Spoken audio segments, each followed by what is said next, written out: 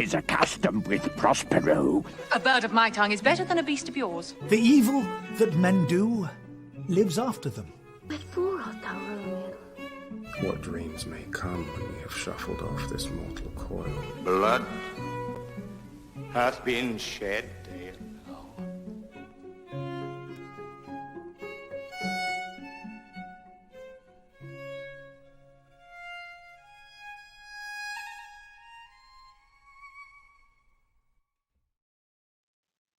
Hey everybody, welcome to the grand finale of Brush Up Your Shakespeare. I don't even know what episode number this is. We stopped counting a while ago, but this is around our, I don't know, somewhere towards our 20th hour over this pandemic year of bringing you Brush Up Your Shakespeare. And the grand finale is here. We got a great guest coming up. It's a 1 week past Shakespeare's birthday, which we celebrated at our gala last week. I'm so sure some of you tuned into that, and we had a lot of fun with looking back at 25 years of Shakespeare here at the GAM. Our first production was in the summer of 1996, and here we are getting towards the summer of 2021, and that's a great segue to introduce today's guest, my friend and colleague, Stephen Mailer, who is the artistic director of the Commonwealth Shakespeare Company, also celebrating, I should say, its 25th anniversary of bringing free Shakespeare to the Boston Common. Ladies and gentlemen, please welcome my friend, Steve Mailer.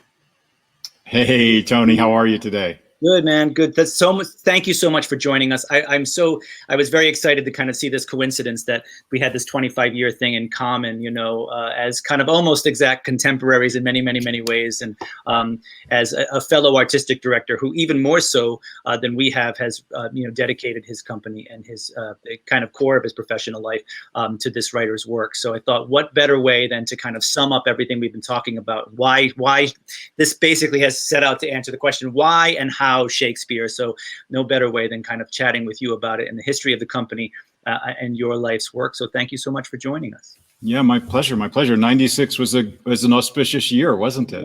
It was. Yeah. And it was our first summer as well. And you started with the first show was Midsummer, right? That's right, Midsummer. So I had been working at the American Repertory Theater. I kind of grew up at the ART. I started on the running crew and then became stage management, production management. Then I went through the training program.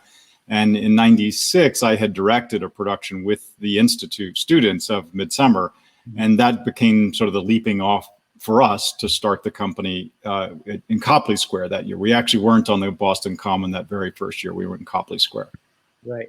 And I want to come back to the ART connection a little bit, because obviously many of your colleagues today and friends who are regulars up there, and Karen and Remo and people like that, both of whom have been on this show as well with us this year to talk about Shakespeare, are of course veterans of long ago veterans of for many years of that incredible company where you kind of cut your artistic teeth. And I maybe later we can talk about the connection aesthetically, even though the work at Commonwealth is very different. Karen talked a lot about when we were talking about, they had a lot of, you well know, European directors coming in and taking Shakespeare in a very different direction than often we see in America, which was one of the great things of having ART, that we in New England got a steady diet of the continent in a way that we might not have otherwise have gotten.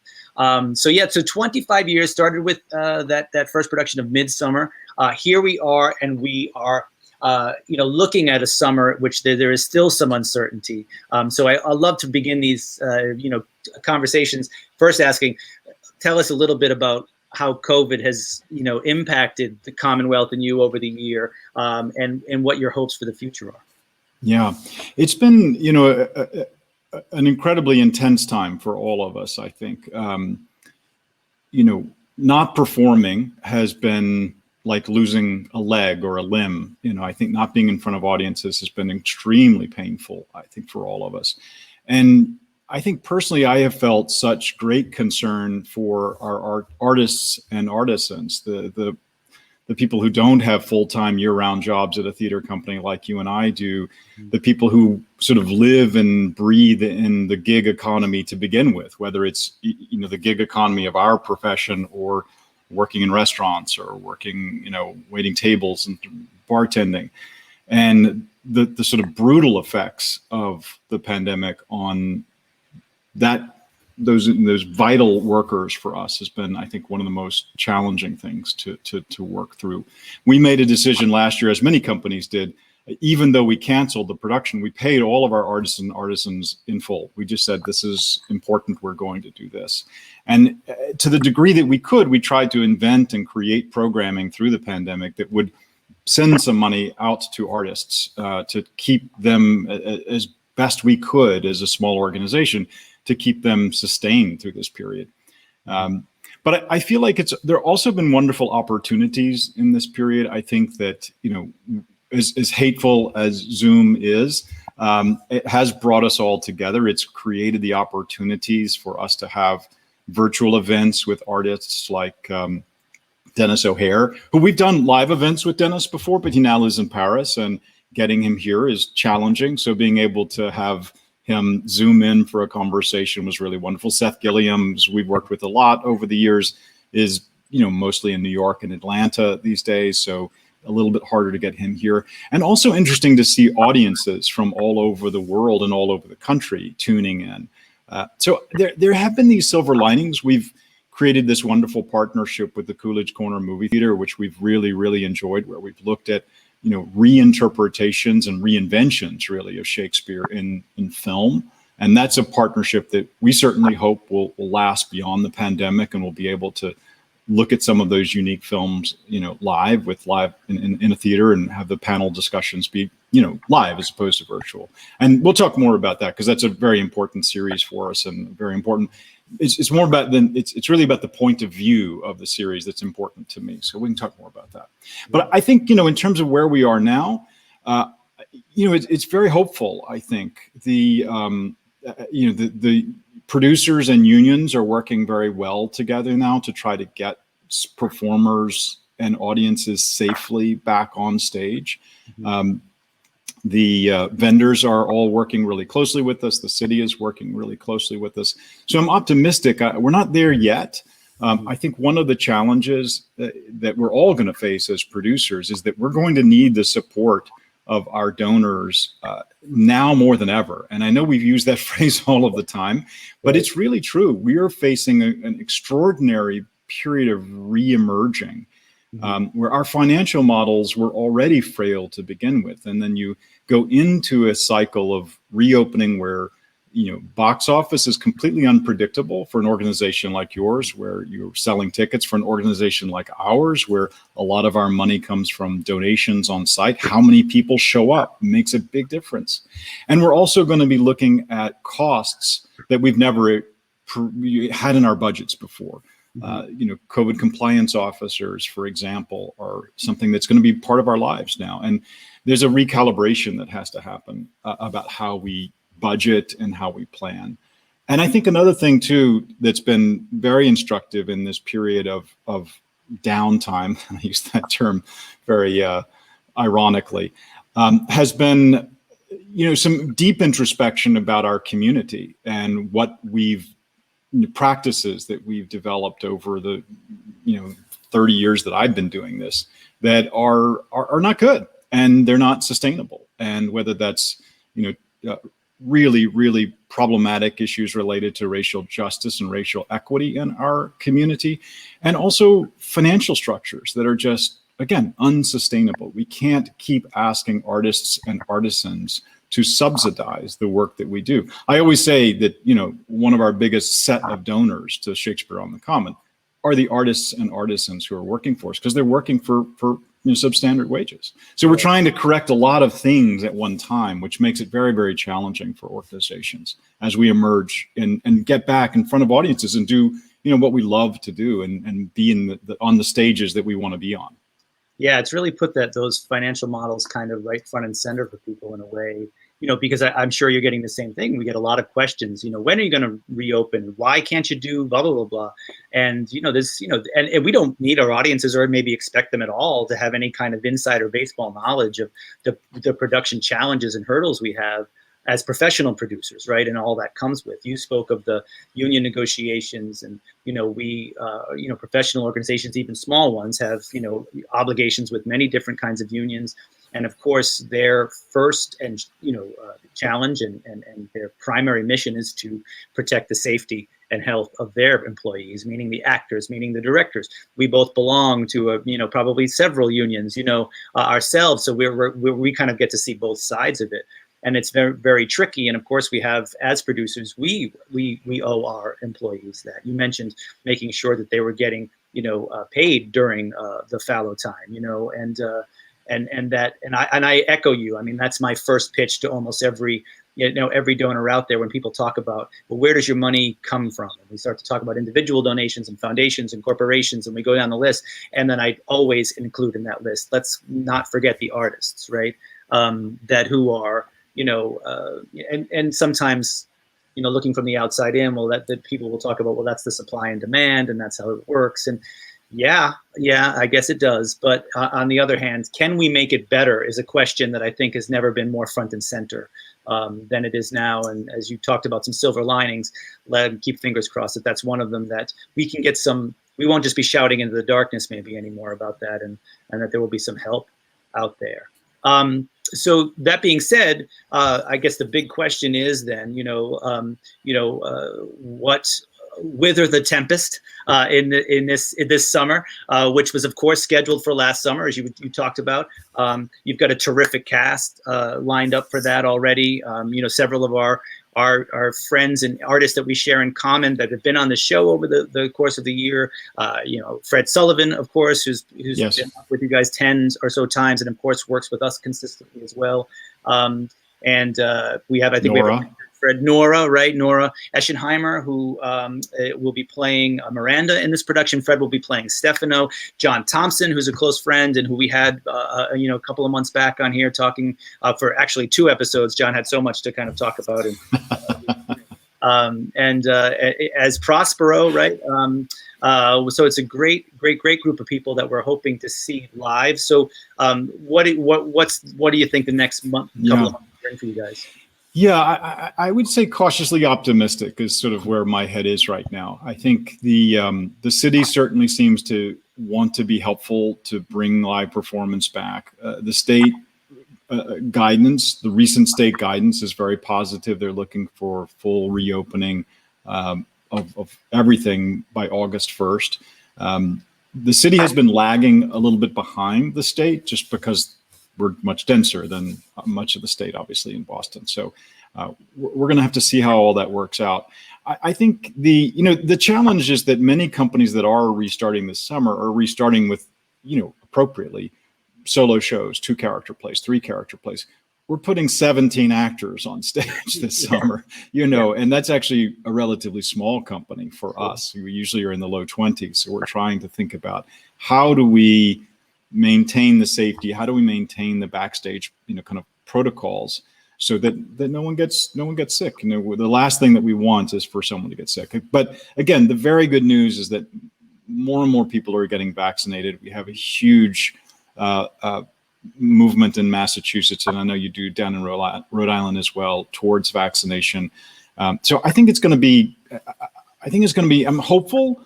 I am very concerned about the financials. It's really tough. And it seems counterintuitive because we give our show away for free. So why is that a problem?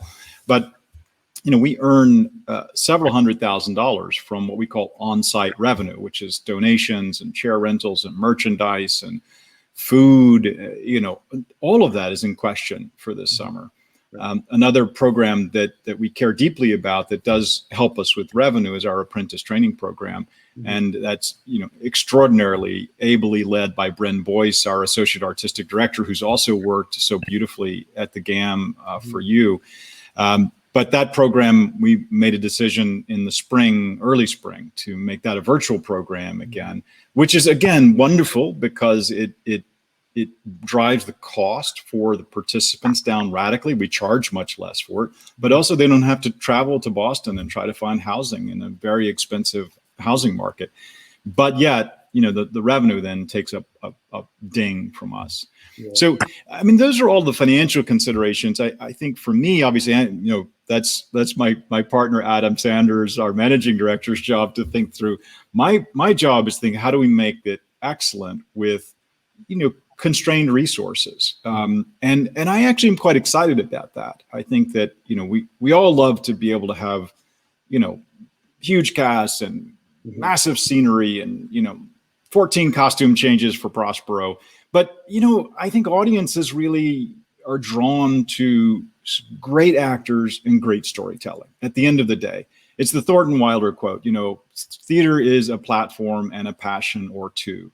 And I think that's going to be our guiding principle, for this summer is how do we tell this story in an imaginative way, in a beautiful way, and really lean into the power of the narrative and the power of the language. That's what John Thompson and I spoke at length about, earlier in the week, about, just the need to be back in front of live audiences. He said he hasn't been in front of a live audience for 2 years. He does a fair amount of film and television work, and he really is hungry to be back in front of a live audience. And when we poll our audience, not to disparage the extraordinary work of the scenic designers and costume designers and the teams that build that work, that it scores highly, the visual design, but the highest is world-class performers and great stories. Mm-hmm. And I think that's one of the things that we're going to want to kind of, again, recalibrate a bit. The other thing too, I've heard so many designers mention this, and it's a great lesson for us as artistic directors, is that, we often have this, set budget, which is way up here, and we have this fee for the artist, which is way down here.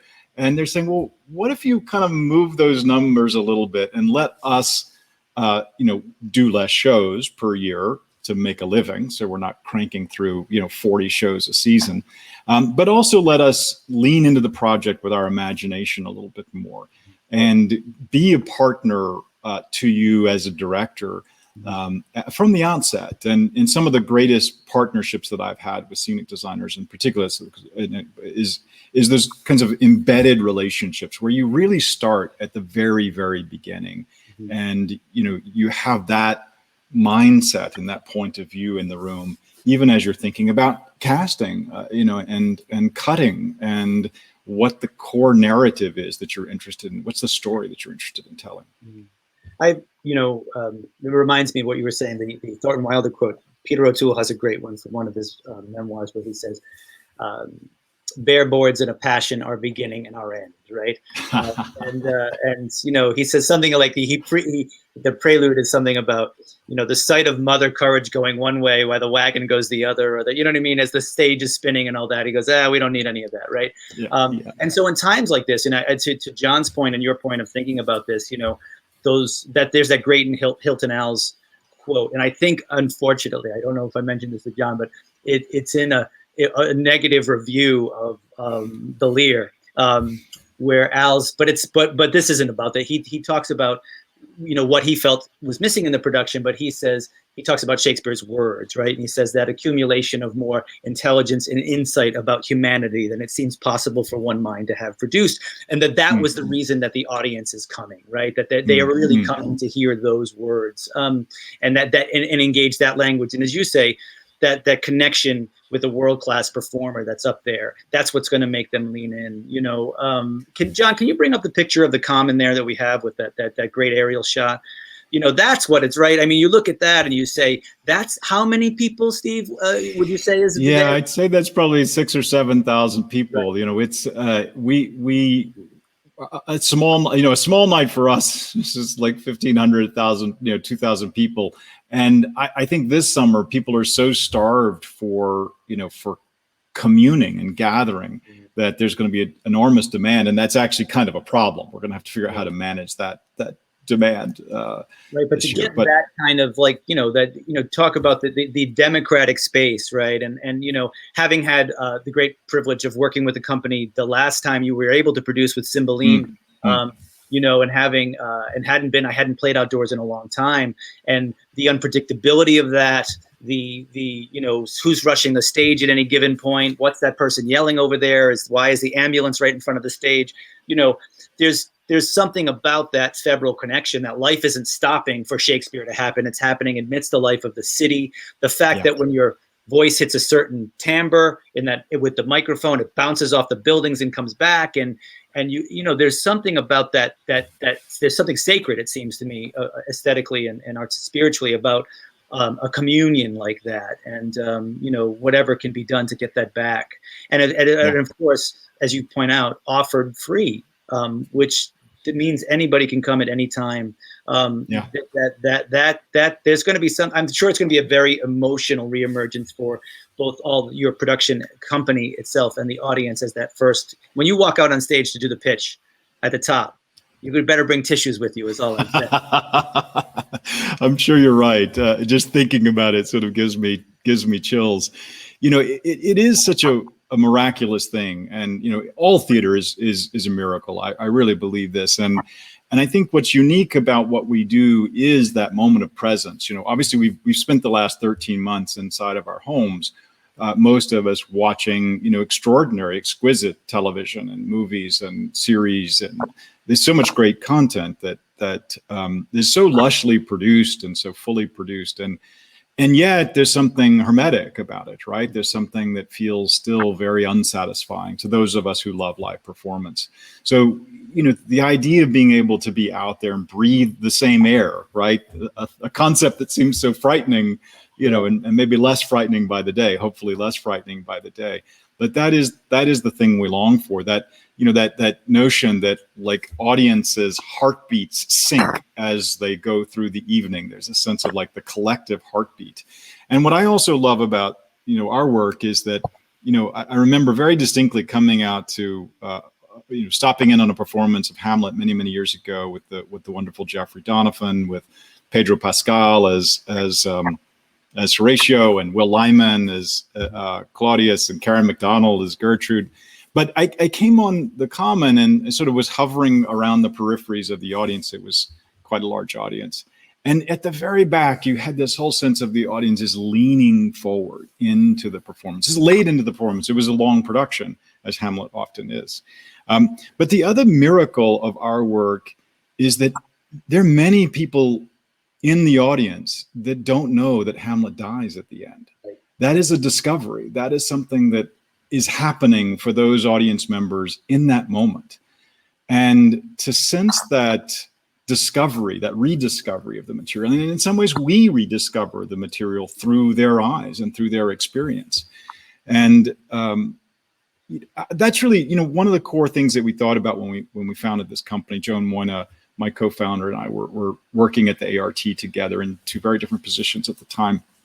But it was this notion that this material, like, fiercely belongs to everyone and should be available to everyone. You know, it's very recent that Shakespeare has become, you know, elite or for the educated or for the upper classes. He wrote for everyone. You know, if people had books as they were crossing the country in Conestoga wagons, they had the Bible and they had the collected works of Shakespeare. And indeed, you know, riots broke out in the streets and people were slaughtered in the streets over rival interpretations of Shakespeare. So this work, you know, has a vitality to it and a humanity to it that truly anyone can access. And one of my favorite things that happens every summer is the young kid will come up to me after the performance and say, "Was that Shakespeare? Because I understood everything." And that's the sort of, again, the miracle of it is that if we do our jobs well, if we tell these stories well, if we understand what we're saying, which it feels like sometimes people don't when one goes to see performances, then it is crystal clear. And, you know, being able to access these narratives is important. And it doesn't mean that other narratives aren't important. That's certainly not the case. But there is a power of culture to include, to create a collective understanding, a collective lore, a collective set of assumptions and givens. And that's very powerful as it binds us together as a community, but it's also very exclusionary. If people feel like they don't know how Hamlet ends, then we're going to let them come and see that for free if they want to on the Boston Common. So if they're in an environment where that comes up, then they'll know. They won't feel like they're excluded, like they're not part of the in crowd. And it's amazing to me how pervasive Shakespeare is. And I think we recognize this, but you know, I was watching the film Nomadland, and all of a sudden Shakespeare is right in front of my eyes in this beautiful, beautiful film that would seem to have no connection to Shakespeare whatsoever. That beautiful series, the British series about the AIDS epidemic in England, ends with this beautiful moment from Shakespeare.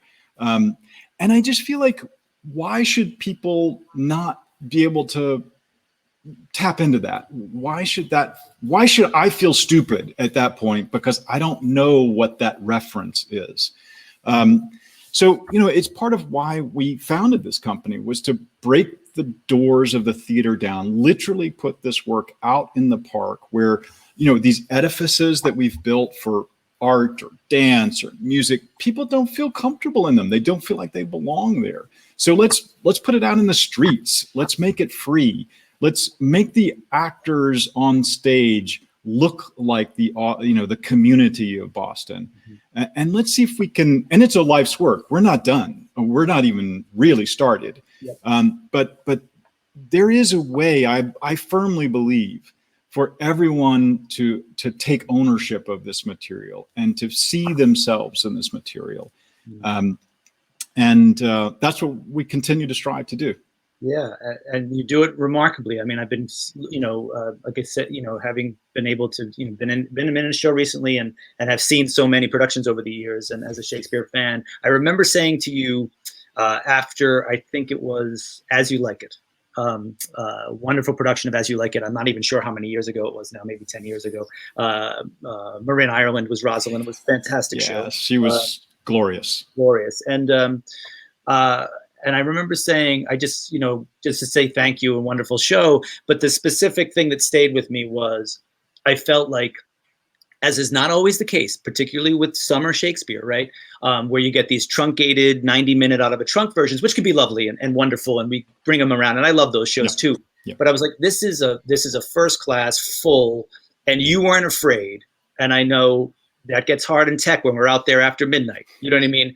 To do, like, this show is going to be clocking close to 3 hours. We're going to do a full length. Yes, we're editing, but we're not going to edit the life out of it. We're not going to edit. We're going to show you the strangeness of Shakespeare. And we're going to, there's a quote I remember from grad school that at first, kind of rankled my working class heart. It was a Chekhov quote where he said, we shouldn't bring Gogol down to the level of the people. We should make the people raise up to the level of Gogol. And I was like, what are you saying, that I can't get up? And then I was like, no, he's right. But even for like you were talking about people who don't think it's for them, it's like, you're not saying we're going to dumb this down because we think you can't. We're saying, no, you're going to rise up to this. We're going to also assume your insight is so simple and so brilliant, which is that you don't know the end of Hamlet, that you don't know the end of Romeo and Juliet. And when you're leaning forward, and you and I who do know it backwards and forwards, I still don't know it. You've convinced me in the present moment that I've never seen this version of As You Like It before. They always cut the scene with the deer. They always cut the scene. Well, it's never there, and it's so wonderful. And you go, oh, this is like, I feel full when I'm walking out of it. I got a full experience, and unless I donated, I got it for free. I mean, that's amazing, right? And that only breeds down, and you're also, that awful kind of weird, glib phrase, paying it forward, right? But you're creating in the younger people that come, an appetite to support and make sure this work is available 20 years from now to their children and their children beneath them, and by offering it and saying it's a common inheritance, right? Yeah. This is something we all share.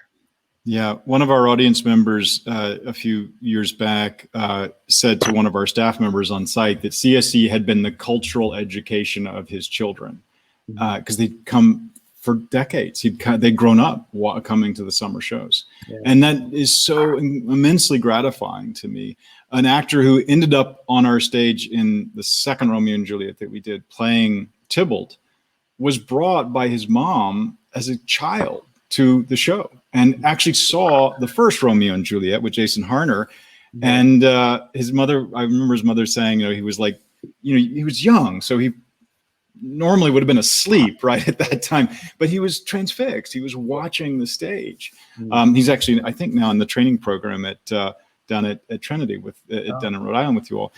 But just to think of that sense of the echoes of our company is I never really, I'm very much of a keep moving forward kind of person, like a shark. You can't stop swimming, right? But it is really gratifying to understand the kind of the impact that we've had. And it's such an interesting thing. I think Peter Brook talks about this. He says, great productions are, etched in our memory. It is effervescent. This work fades. It's not captured. It's not recorded. Our recordings that we do for archival recordings are unwatchable and painful because you can't capture that spirit. You can't capture the magic. But it does live in people's hearts. It does live in people's souls. And I think that's what we love about our work is that, that we are, I feel like, contributing something to the community of Boston and contributing to the landscape. We have an incredibly rich artistic community here with great theater companies and great visual arts organizations. I mean, it's just wonderful, dance, music. And to be a part of that sort of tapestry is really quite humbling to me.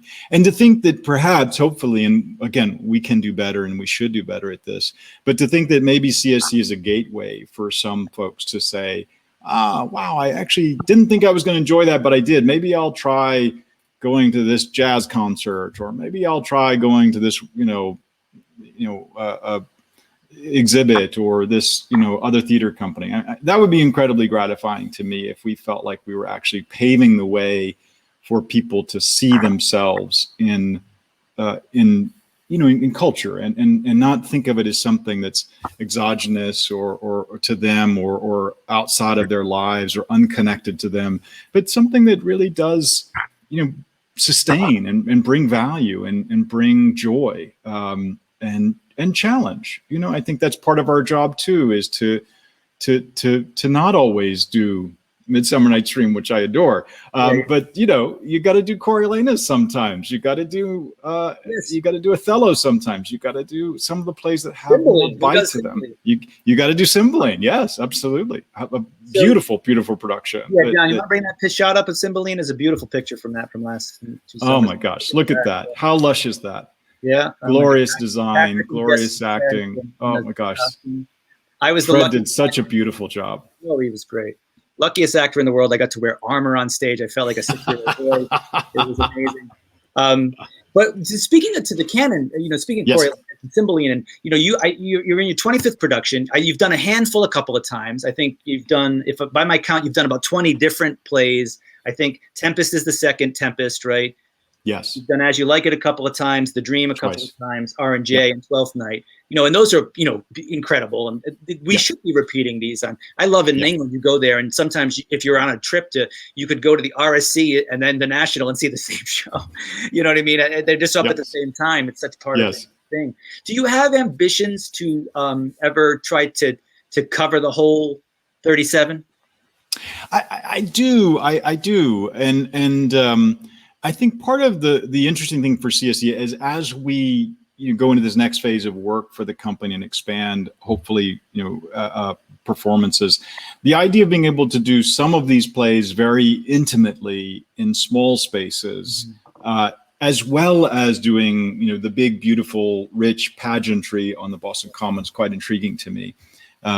So that's something that I think, it's hard to imagine Timon of Athens on the Boston Common, but I wouldn't put it past us. No.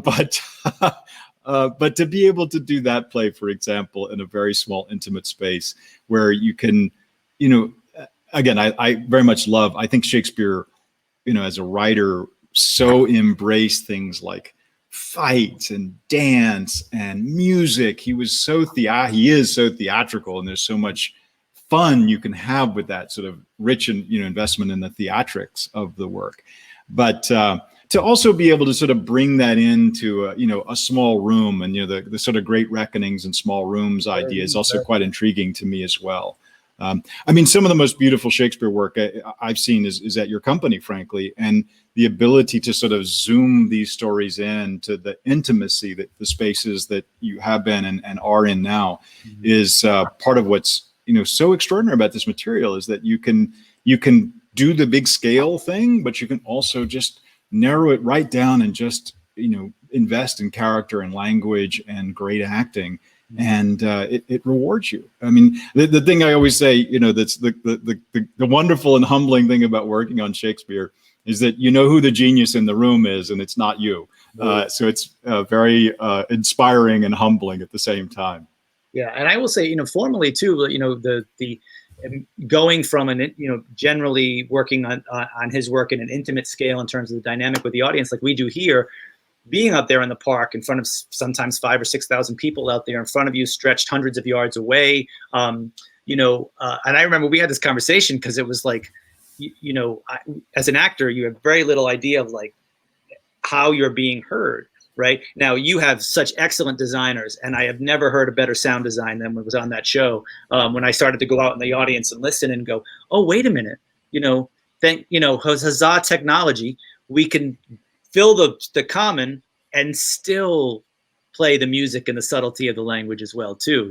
So it's just not Ethel Merman in the middle of the stage making sure she can be heard at the back row, right? But I was like, oh, so that if you're out in the common and you get there a little late and you're like, oh, geez, I'm 150 feet away, you're still going to get an incredible musical experience in the subtleties of that language because of the great designers you bring in and those artisans you're talking about. That it's not just the actors on the stage, but this is a real communal event of kind of everybody working together. And then they all disappear and we're just around a campfire again, hearing a great story,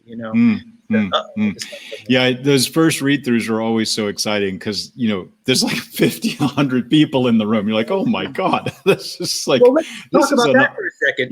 Yeah. Over the years, this organization has grown and grown and grown. And one of the things that impressed me, and I think I told you this after that first day of Cymbeline, was the entire organization together, like over 100 people, including the young company, the CSC2 company. If you want to bring that picture up, John, of CSC2, you could tell us a little bit about that. And that this was, even though they're working on different projects, it's all feeding that kind of incredible energy you're creating in this kind of layer cake that's all feeding to that main stage production, and yet has kind of spawns these incredible small side projects and all enriching this. I mean, do you want to talk about how you kind of envision all of that coming together in the organization? Yeah, it's we really think of it as an ecosystem. I think is the word that we keep using over and over again. That none of these programs, really exist on their own. They all exist in concert with each other. So from the very beginning, obviously the company was founded on sort of really three core principles, and those principles are very simple and clear in some ways, and also extremely complicated in other ways. Excellence, access, and education. Those are our three kind of guiding North Stars. Yeah. And those are, again, I could probably talk for 2 hours just about those those principles and what they mean when we founded the company, and what they mean today, and what they'll mean in 20 years. So I think all of these aspirational visions that we have for what we do as artists evolve and change if we're smart, if we're good, if we're tuned into the world around us and what's happening around us. But from the very, very beginning, we wanted to see this production and this work as a tool for young artists to cut their teeth.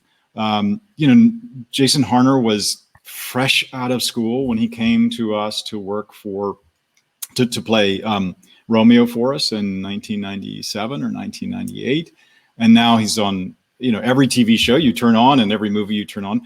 Clint Ramos, who is one of the most extraordinary artists working in the theater today, was just out of NYU when he came up to design our first Romeo and Juliet, I believe was the first production he did with us, and designed 4 or 5 productions, in the very early days of the company, working with no money. I mean, he himself, like in the costume shop, sewing these costumes together.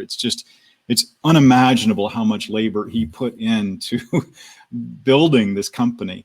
And, in my opinion, the company stands on his shoulders, on J.O. Sanders' shoulders, who was a very seasoned and mature artist and took a chance to come up and work with us to play Macbeth. It's such a long list of artists, and it's not just the sort of famous people, if you will, the Marin Irelands, the John Douglas. John Douglas worked for us in 1997 playing Benvolio, in Romeo and Juliet. And you just said you had Pedro Pascal as Horatio. It's like, yes. Get him on speed dial. Can you get him what could you have for him next? Oh, right? I'm trying every day. I'm trying. But no, I mean, Pedro didn't have two nickels to rub together. God help him when he was first working with us, and to see the extraordinary trajectory of his career is just so humbling again and exciting to me and I don't take any credit for anything that he's accomplished. We were just lucky enough to have him on our stage, at a point in time. But I feel the same way about Karen McDonald and Remo Araldi and Maurice Parent and Brandon Green and Siobhan Brown, who was with us in 1996 and is going to play Gonzalo for us in 2011, God willing. It's an extraordinary collection of artists who have shared with us this sense that this material belongs to everyone and should be shared by everyone. Farhan Tahir, who played, Oberon for us, Theseus and Oberon for us in 1996 for 4 performances on a shitty little stage that was so hot because it was all black marley that the matinees, they burned their feet on it. God love them. And came back, a couple years ago to play Richard III for us. And you caught that Andrew Burnap on the way up too. Oh my goodness, what a brilliant young artist, and it's so extraordinary to see his and a student of yours, a former student of yours too. But this sense that that there's a wholeness is part of what I really love about CSE. And the sense that, one learns by watching, the great actors fail and struggle on the rehearsal floor. But recognizing that is part of the process. We fail again until we find the right kind of moment for ourselves. But with this ecosystem that we think about, we've really tried to forcefully and intentionally break down silos between our youngest performers, our apprentice program performers, our kind of middle tier, the CSC2, and our seasoned actors in the main stage production. So it's quite forceful and intentional. The apprentices, we have a training program, an 8-week training program for young artists called the Apprentice Training Program. That's a great entry for college age students to, if they've tasted a little bit of Shakespeare, from their classes like the ones that you teach at URI, great. This gives them an opportunity to kind of dive deeper into it and spend for 6 weeks, 8 weeks really immersing themselves in the material. That group is about 30 to 40 people usually every summer. Then might be just out of an MFA, but they're sort of seriously committed to their career, to theater as their career. There's an intentionality there. That cohort is about 12 usually, somewhere in that range. And they perform the secondary and tertiary roles on the main stage. And then there's, again, this core actors of at 12 or so who are kind of carrying the bulk of the text on the main stage. But all of these groups work together. The apprentices understudy the CSC2. The CSC2 understudy the main stage, so that the main stage actors, the top roles, so that inevitably when someone gets sick, there's a cascading effect. But we've had so many times where a 20-year-old apprentice finds herself on stage performing on the Boston Common because somebody got sick, and the cascade sort of brought them up to the top. But that sense of sharing space together has been extraordinarily important to us. We've always striven to make all of these companies reflect the community around us. But another program that we added in the pandemic, another silver lining for us of the pandemic, is a program that we're calling CoLab. It's in collaboration with the Front Porch Arts Collective, a Black-led theater company here in Boston. And this is, we piloted it last summer. We're going to build it out even further this following summer. But it's an intensive training program for BIPOC performers, taught exclusively by BIPOC performers. So we wanted to take the work that we were doing in our educational space even further by creating a space for artists that we aren't seeing on our stages as much as we want to give them, again, on-roads and on-ramps, and also connect that work to the extraordinary writers writing today, and finding the connections between Shakespeare and these contemporary writers. And I think that's what excites me the most about this period that we're in, is that I deeply recognize that Shakespeare has sucked the oxygen out of a lot of rooms. And there are reasons for that are good, and there are reasons for that are bad. But I feel like what I hope we can do as a company is not, and a community, is not pull Shakespeare down, but rather lift others up. And that's where this Coolidge Corner movie theater partnership has been so exciting for me, is to see how does Kurosawa reinvent Shakespeare's Lear in his extraordinary film Ron. How does Makbul, a film I didn't even know, an Indian language iteration of Macbeth, how does that film reinvent that narrative for that community and that part of the world, and for all of us, really? So that's been really exciting to me, is to see what are the, Shakespeare was his own kind of magpie himself, like pulling things like, from left, right, and center. So, and amalgamating them into something new. So how does that process sort of, how do we celebrate that now as a company with Shakespeare, at the center of its 3-word title? I want to decenter Shakespeare while we're centering other artists. Right. And you have, you said the center of that 3-word title, which the other, major word in that title is certainly not company as much as I would say Commonwealth, right? And that, and that obviously it's a Massachusetts, the Commonwealth of, but it's one of my favorite words in the language. The commons, the place. You play on the commons, you play on the place. Well, this place is for everybody. Everybody has grazing rights here. And our space is your space. One of my favorite things, Cymbeline would be, being there early to warm up and doing so on stage while people are putting their blankets down, talking to them half the time, coming off the stage and there's a sense right from the top of the experience that it's a shared experience, and not that it loses any of the magic if the lights go down and here we go, but you've got a sense of commonality that we're sharing this story, and that the actors and the storytellers can't do it without the audience themselves. And let's just erase that boundary in every way we can.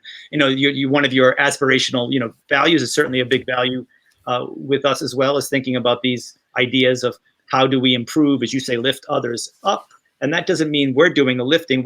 We have to say, how do we help to provide access, that there's equal or opportunity of access where there hasn't been in the past, And so programs like the CoLab over here, we're starting down here, we're trying to start a fellowship program, which we're going to pilot next year with our local public universities, and talking about bringing students in that would not normally have access, or maybe would have a harder time accessing it, or don't even know about the access, and saying, how can we kind of integrate you into the experience of making theater on a day-to-day basis, whether it's, from soup to nuts, like come in and do the whole thing, and figure it out, be there in a rehearsal process. This is a form, of course. The other responsibility we have in the educational part, which is the other arm of that, which we have too, is we've got to self-perpetuate. We've got to pass this down, you know what I mean? And that ecosystem you're talking about is the way it has been done for time immemorial, right? I mean, That's it's right. Not, right. And, everything old is new again, and it started even before him, this passing this kind of rich tradition down. You're also, you're going beyond that. You're doing, you're doing plays that aren't Shakespeare. You're doing indoor stuff. You're out in the world with Shakespeare, with some incredible initiatives that are very technology driven. I know I'd love to hear you talk about that. John, can you bring up our space age VR shot there? Now, I participated in this in Miami when you were showing this at the TCG conference a couple of summers ago. Tell us what's going on here and what your aim is with this virtual reality Shakespeare. Yeah, so this was a kind of a moonshot project for CSC in some ways. I have some colleagues in relationships at Google, and I said to a friend of mine who at that time ran the VR program, the virtual reality initiative at Google. He knows of my work here in Boston. I said, wouldn't it be cool to use this VR technology to sort of scale CSE's mission to the world? And he said, yeah, that's kind of a great idea. We should do that. And so, cut to 2 years later, here we are in the midst of filming this thing. Mm-hmm.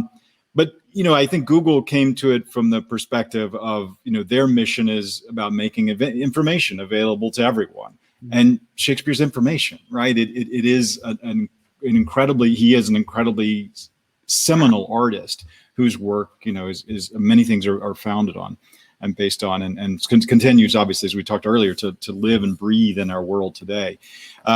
So the notion was that, for me, I grew up in Memphis, Tennessee, and Nashville, Tennessee, not rural, but, certainly not going to London, not going to New York to see great theater. And I did see some wonderful theater in Nashville, and there is wonderful theater in Nashville.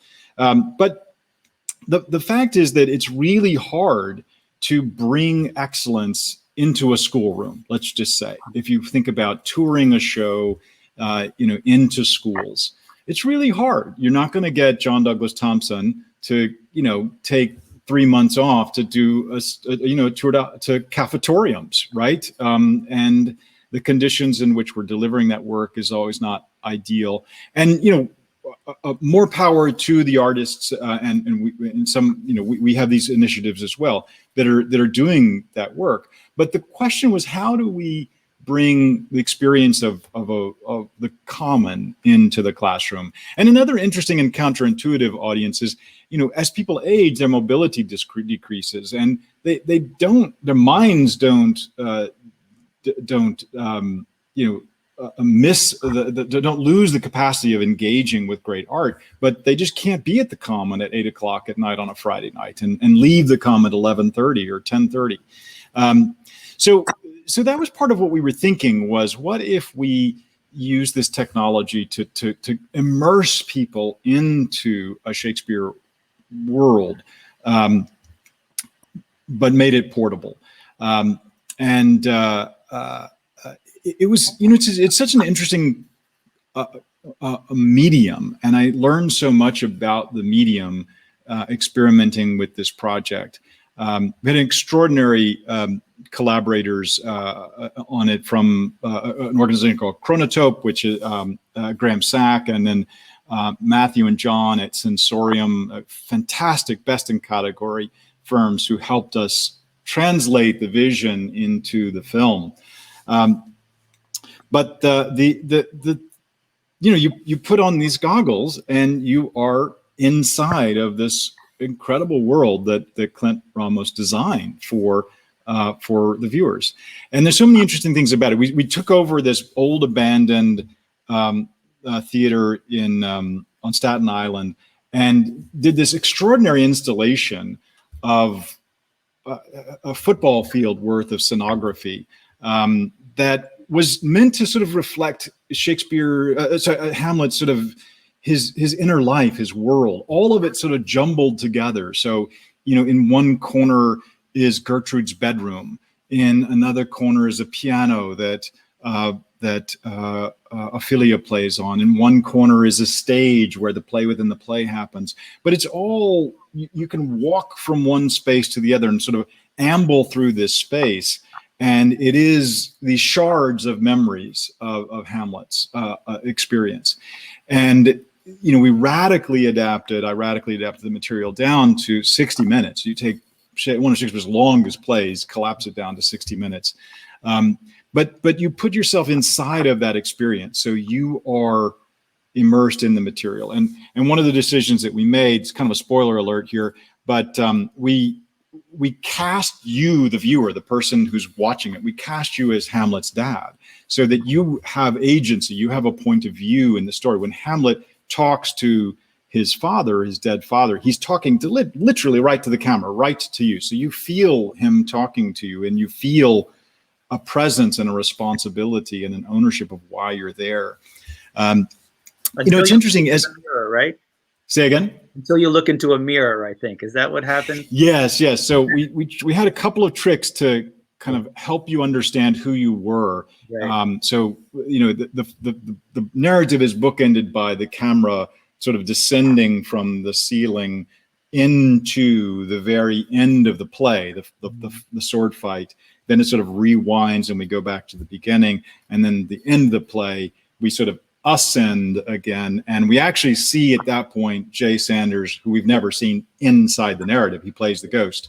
We see him wandering through this field of death, recognizing the cost of his revenge, of his charge to his son to go out and slaughter people because he was slaughtered.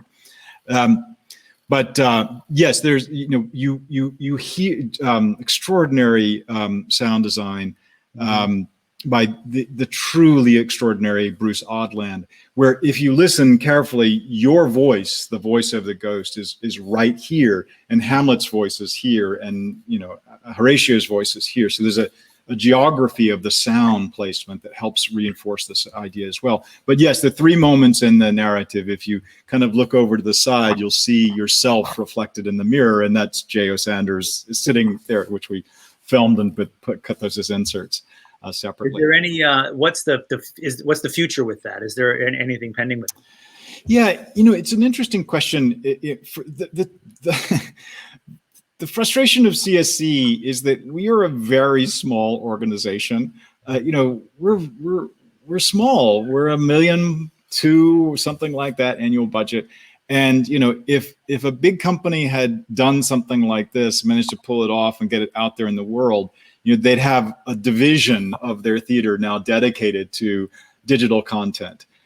So I feel like there's a tremendous amount to be done simply to leverage and exploit the piece of content that we've already created. We've had some really exciting opportunities with that, of taking it to colleges, taking it to schools, and screening it for ourselves in Boston. And you mentioned the TCG conference as well.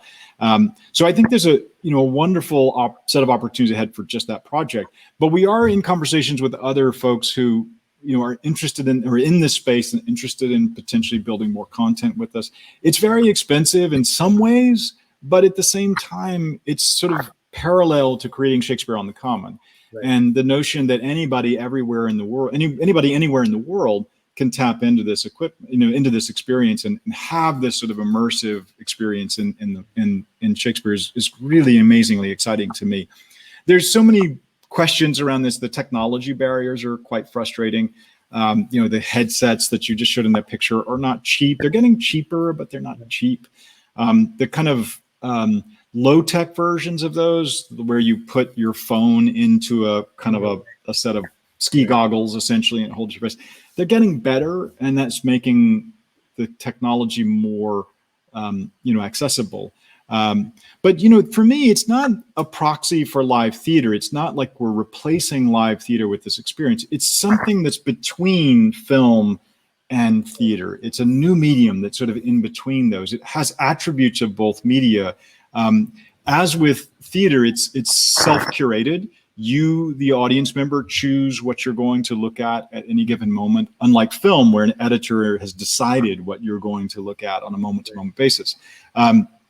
So it shares that with theater, but it also has this intimacy for everyone, because the way you've built the narrative, every single person who's viewing it is in the best seat in the house. So there's no difference, in a theater when you're on the front, in row one versus the balcony. It's a different theater experience.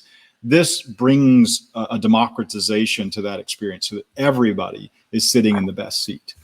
So there's, again, lots of really interesting things about the medium, and certainly something that bears a lot more further, investigation and investment. Well, we're right about at time, and I just want to say thank you, Steve. I mean, and you've covered so much ground, and so impressively in terms of, I loved your term for it, the ecosystem of Commonwealth, from its kind of the seed on the black, burning rubber Marley 25 years ago, to hopefully, fingers crossed, your production of Tempest this summer. You can count on me being there in the front row as soon as it happens, and we'll all be behind you in that. And then, of course, scaling it to the world, as you just said, is trying to bring this and find out ways that we can connect and what we've learned from the pandemic. Thank you for your positivity, because we all need that right now too. As we look ahead to how are we going to reopen and all of that. There's so much we could continue this for forever, but this is the best possible way to kind of finish this series and talking about the kind of the necessity of Shakespeare as a common inheritance, again, to the Commonwealth. He is probably the most generous provider, and we are, as you so memorably said, he's the genius in the room, and our job is just to share that with the world, which you have done so beautifully for 25 years. Thank you. I want to close with one thing. Sure. This is the book that I'm reading right now. It's called Stop Thief. The truly extraordinary Naomi Wallace, the MacArthur Genius Award playwright, who I'm working with hopefully on a new piece right now, introduced this book to me, and the thesis is this whole notion of the commons that you mentioned it earlier, and it's so important to me. The Boston Common was, again, there's a lot of history in the Boston Common that is not good and needs to be explored and vetted and shared. But this notion of a common grazing ground, the notion that our job is to bring people together, to share knowledge, to share resources.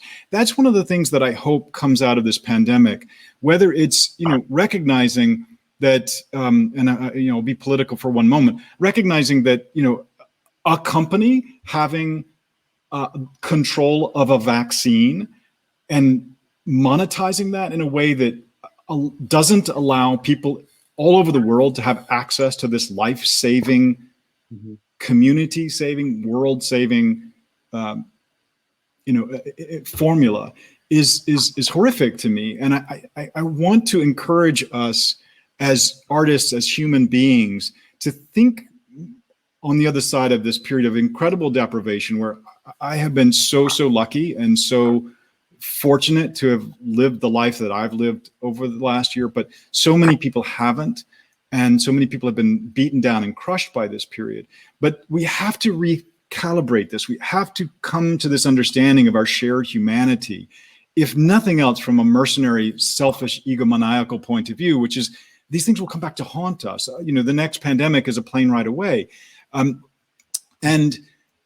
If we can't bring our resources together and common them, then who are we? Why are we? What's the purpose of all of this? And I think that's the thing that, for me, I keep coming back to as I think about the work that we do on the Boston Common for the Commonwealth Shakespeare Company, for the commoners. This should be part of our DNA as a culture. This should be foundational to who we are, in the way that we celebrate public libraries, in the way that we celebrate public education in this country. We have a history of this, and we invest in these things. We should similarly be investing in your theater, in my theater, in all these theaters across the country that are trying to bend the world forward in a positive way and bring communities together and share resources. It is essential, and I hope that we can learn that from this period. And what you've done with this series and bringing such great voices to the table to think about and talk about why we do this work is, again, part of that great sharing that I think is happening now, and I hope we all continue doing more of it. Right. To quote Lear, right, he says, after the storm, when he realizes he has taken too little care, he says, about the poor, about poor Tom, and about people who don't have. He says that we, shake the superflux to them and show the heavens more just. Stephen, what a perfect way to end. Better way. You shared a resource. Can you tell us again the author of that book? That Stop Thief? Sure. It's Peter Linebaugh. Yeah. Peter Linebaugh, and it's called Stop Thief. The Commons, Enclosures, and Resistance. And I really can inspiring book. What if Naomi's writing something about that, it'll be something else. John, you want to bring up that final slide there? We want to share some resources for those of you out there who want to further your exploration of Shakespeare. There's a bunch of books down there. I'm sure that Steve's read them all. There's so much more than that, and the internet is kind of just filled with stuff. So take a look at those, and if you want to read about his life, you want to read that the Shakespeare by Anthony Burgess, which is a great imaginary biography. There's a bunch of books on how to Shakespeare, thinking Shakespeare, and playing Shakespeare are wonderful books about how to do this from an actor's point of view. Of course, the Folger Shakespeare Library is an amazing resource with the complete works, etc. The Royal Shakespeare Company's website is also an incredible resource. A couple of recent books: Hamlet by Maggie O'Farrell, we've talked about this show, is a wonderful novel about the death of Shakespeare's son and his wife Agnes, or Anne. Shakespeare in a Divided America, something that I think Steve brought up about the riots and what happened in this country. If you want to know his long and storied history with us, check that book out. There's a user's guide on Hamlet, which I love, which has always been a wonderful reading of the play for me. And then, of course, everything I always say, watch Deadwood, the series on HBO, because if you think that it's only Shakespeare, it uses this kind of language, and why language is so important. That's a great modern or contemporary way of looking at why language matters and how we use it. So to all of you, thank you. To Steve, thank you. Everybody, for this 20 hours of exploring Shakespeare. It's all available on the website, www.gamtheater.org. Go to Steve's website, which is www.comshakes.org, and check out, he's got a great thing on Tempest Talks about supporting that play. John's going to be doing something with you on July 8th, I see, coming up. So check that out. Keep your fingers crossed for a live show in the Commons come July, August. We're not sure yet, but we'll let you know. We'll definitely be our audience, connecting you with that. Stay safe, stay healthy, get your vaccine if you hadn't already, and we're going to see you back on live on the GAM stage coming in October. Thanks, everybody. And of course, thank you to Navigant, as John just put up on the screen, Navigant Credit Union, which has sponsored this series throughout the year. We couldn't have done it without you. Have a great summer, everybody. Get outside and enjoy life.